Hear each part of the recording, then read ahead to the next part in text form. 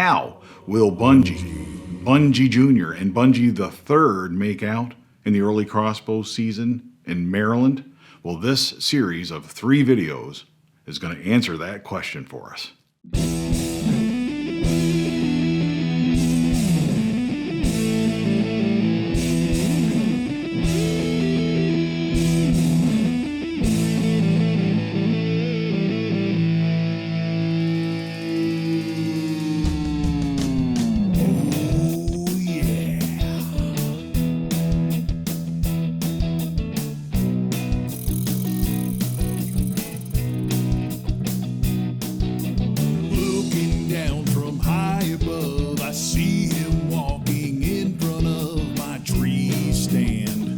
Favorite tree stand.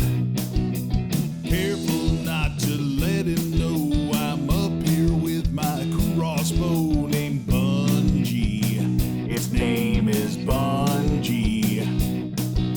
Today is gonna be the day. He's not gonna get away from Bunjie. Death by Bunjie. The Pennsylvania crossbow season doesn't open until October. I always like to get an early season hunt in first, sort of check out the gear, work the rust off. This is my 3rd time hunting in Maryland. I absolutely love this place. The weather's always really nice when we go, for the most part. There's a ton of nice deer here, and it's always a blast every single time. Because my dad was actually hunting bears, the previous 2 times I went to Maryland, it was always in October. Bunjie and I got a bear last year, so we're taking a year off from bears. We're going back to Maryland for the early crossbow season. It's 5 hours from our home. It's quite a lengthy drive. We pack up the truck with all the crossbows and gear and lots of coolers in hopes of filling those coolers. After 5 hours in the car, we got a text from the guide that we were actually supposed to meet him to hunt that afternoon, pretty much exactly when we got there.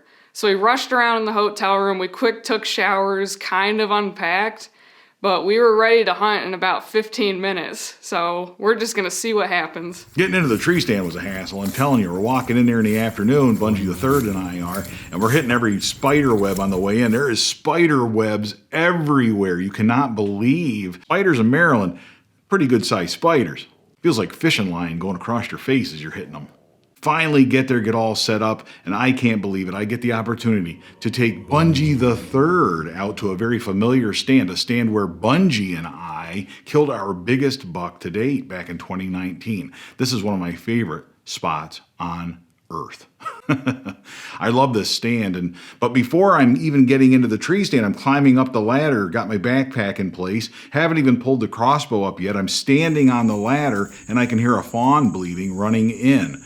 I'm standing there, I film that with my phone and take a video of that real quick, and I can't believe it.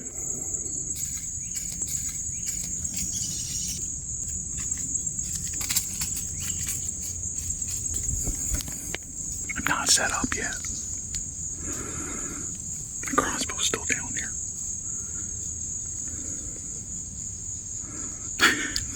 I wrote about this in my book, The Death by Bunjie Crossbow Method. I don't really like getting to the tree stand and spooking deer on the way in. That's not my preferred hunting strategy, if you know what I mean. It educates too many deer. They get on to you. They sort of figure out where you're headed, where you're going to be, where that danger will be. They don't like that so much. Fortunately, I don't think I spooked any deer, although the mother might have been off in the distance watching me. That's never good. Dad's hunting with Bunjie III at this sit, and I am taking out Bunjie Jr. No broken limbs this time. This is the only crossbow I've ever hunted with the exception of the 3rd meet and greet I used Bunjie III, but this crossbow has suited me perfectly in Maryland. It's camo, of course, but it's also small enough so that I can sit in a tree stand and it's not as much movement. You know, if I'm tilting the limbs like that, it's not as exaggerated as it would be with Bunjie, for instance, with the big long limbs. Last year with this crossbow, I also shot a really nice 8-point buck. I was super proud of myself with that hunt, and I'm looking to try and replicate that this year. I'm actually a taxidermist now, so I'm really excited to go down to Maryland because they have short-haired deer this time of the year. In Pennsylvania, we opened up in early October, so the deer usually don't have quite so short hair, but in Maryland, because it's warmer longer in the year, their hair is still going to be really short, and that's a really unique mount opportunity for me. We also never really have an opportunity to shoot deer in velvet up in Pennsylvania, so I'm really excited to see if I can get a chance to at least see a deer in velvet, let alone take one home in velvet to mount.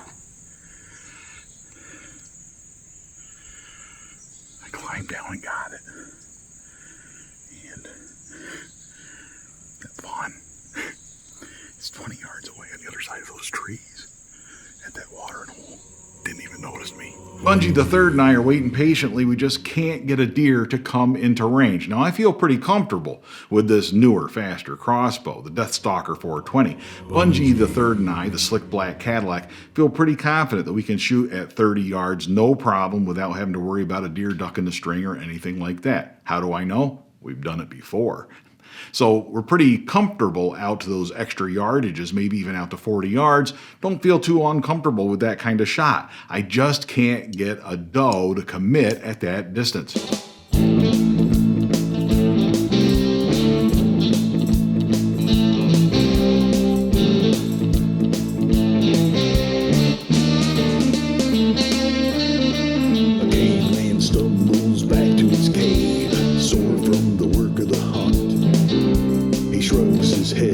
Sorry, dear, I tried, but I had no luck. The king lady tries to console him. She feeds him beers and nuts. He shakes his head and says there's something missing. This just ain't enough. Because I eat vegetarians. That's just a part of who I am. I eat vegetarians.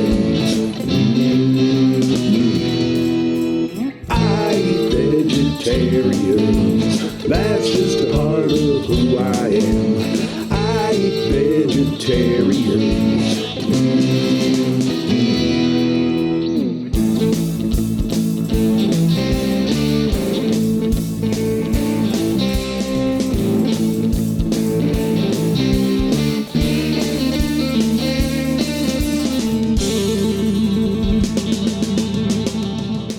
Bunjie Jr. and I are headed to a new stand. I didn't ever hunt this stand before, and I'm very excited. But when I get there, I see that this is a really good spot. There's lots of brush all around me. I'm concealed really well. There's a good-sized corn pile out in front of me, which helps too. But I think my movement's going to be concealed really well, so if a buck does decide to come into this stand, he might not see me until it's too late.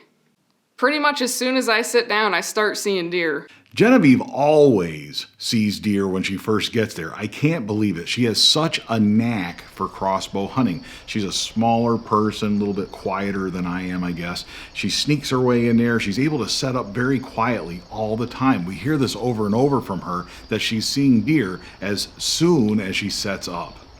There's fawns all over the place in Maryland, apparently, because there's two that keep coming back. They're running around chasing each other. They're having a great time, and it's amazing to watch these deer. And then I even have some fawns come into the corn pile one at a time. They eat there for a while, then they make their way off, but they don't ever seem to be cautious around the tree stand at all. I don't think these deer can see me so far. I start to see some movement off in the distance straight ahead of me through the trees. And soon I can see that there's legs, and they're really long because the body hasn't come into view like it did with the fawns. So I'm noticing that this is probably a really big deer. I see the legs move, and it starts to come towards me, and the deer puts its head down and looks underneath the branches, and the first thing I notice is that is a really pretty deer. I can't help but marvel at the eyelashes on this deer. It's just so pretty, and it's got red, short hair. It's beautiful. Then it walks a little bit closer and lowers its head again, and that's when I see the velvet antlers. I notice pretty quickly, though, that he has spotted me. The sun has shifted, I'm side lit really hard. I'm sure you can see the reflection off my glasses shining at him, but he is on to me, I think. He does not stop staring at me the entire time he starts to walk into the clearing. But he keeps coming. Soon he gets to 25 yards, and he gets really antsy.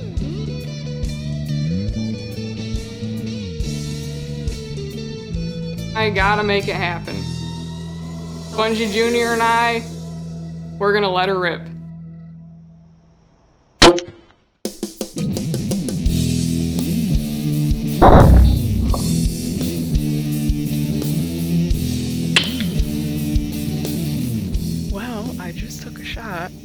freaking velvet.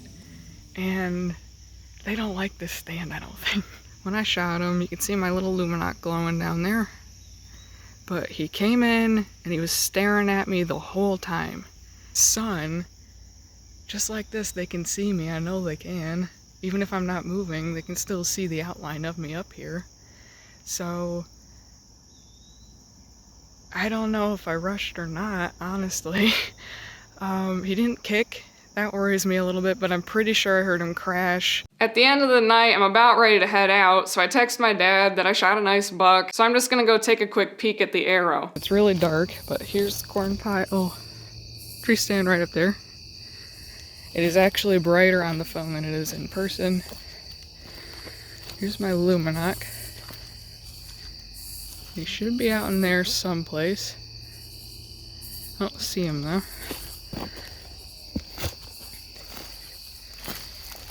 And here is the arrow, which does not look good, unfortunately. My heart sinks. And that looks like guts to me. When I smell that arrow, and just by looking at it, I can tell that there's stomach contents on this arrow. I've seen videos of it, I know all the signs. It smells real bad. There's grass on the arrow. It just doesn't look good. So now I've got some mixed feelings. I think I heard the deer crash, but at the same time, this is not a good looking arrow. So I started to get really nervous. Go out the opposite direction, go back to where we came in, don't go the direction the deer went. That plus the fact that he didn't kick when he ran, that's got me pretty concerned. This is one of the reasons I love filming my own hunts, and this is one of the reasons I've set Genevieve up to be able to do that too, so that we can take that footage, go see the evidence firsthand, and get perfect evidence, the best evidence we can anyway, of what actually happened. I just go straight back out into the field to meet the guide, and I show him the arrow, and he says, well, it does have a bit of blood on it. Let's go back and talk to your dad to see what he thinks. We'll review the footage on the laptop that my dad brought. I'm looking at this footage and I'm watching that arrow go through as I'm going through frame by frame. I'm tapping the keyboard as it's going down there. I'm like, this looks perfect. Let's just stop here. Can't get any better than this. And then finally we make contact on the screen, and sure enough, this is a perfect shot. I think what happened was this arrow hit that deer right behind the shoulder. Perfect aiming point, especially with that deer quartering to you just a little bit. But as that deer was quartering to her, he hadn't turned completely yet. His hind legs are still lined up, squared up to her. I don't think that's a bad shot at all. Basically, she put a 3-inch slacker all the way through a deer from front to back. I don't know, I get paranoid. That is a good shot. Looks even better here, doesn't it? Well, hold on. I want to make sure he's dead. So oh, he's dead. Congratulations, Genevieve. That's a good shot. Oh, thanks. Needless to say, I am thrilled with this deer. It had both of the qualities in a deer that I had tried to accomplish by coming to Maryland to hunt. It had velvet. It was perfect. It's all dry, so it's not going to be terribly hard to preserve, but it's not starting to peel off yet either. And he's got gorgeous short hair. He has a beautiful coat. He's got really long guard hairs and eyelashes. It's a beautiful deer, and I can't wait to mount him. But that was just the first day. We have the whole trip ahead of us. 2 more videos coming your way. Ups and downs of the early crossbow season. Until next time, all hail Bunjie Jr.